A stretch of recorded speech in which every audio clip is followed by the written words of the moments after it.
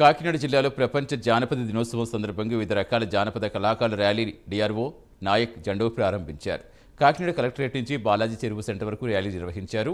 జానపద కళల పట్ల ప్రజల్లో అవగాహన, ఆసక్తి కల్పించే ఉద్దేశంతో ప్రపంచ జానపద దినోత్సవం కార్యక్రమం నిర్వహించడం జరిగిందని డిఆర్ఓ నాయక్ తెలిపారు.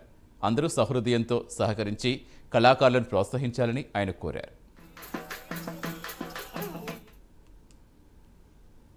జానపద దినోత్సవం సందర్భంగా ఈరోజు కళాకారులతో కలెక్టరేట్ నుండి మన బాలాజీ చెరువు వరకు ర్యాలీ నిర్వహించడం జరుగుతుంది.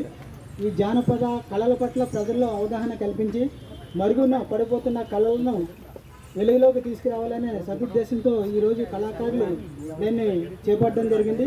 దీనికి మనమంతా సహృదయంతో సహకరించి ఈ కళలను ప్రోత్సహించాలని నేను మనసారా కోరుకుంటూ కళాకారులని అభినందిస్తున్నాను. ఇంతకు మునుపు పాతకాలంలో గ్రామాల్లో ఈ జానపద కళనే వాళ్ళను ఎంటర్టైన్మెంట్, దీనికి మించిన ఎంటర్టైన్మెంట్ ఏదీ లేదు.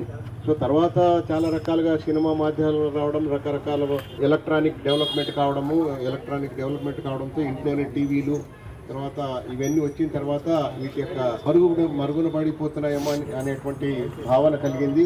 అయితే ఇది సంవత్సరానికి ఒకసారైనా ఈ కార్యక్రమం చేపట్టడం ద్వారా మన యొక్క జానపద కళలను సజీవంగా ఉంచుకోవాల్సినటువంటి అవసరం ఎంతైనా ఉంది.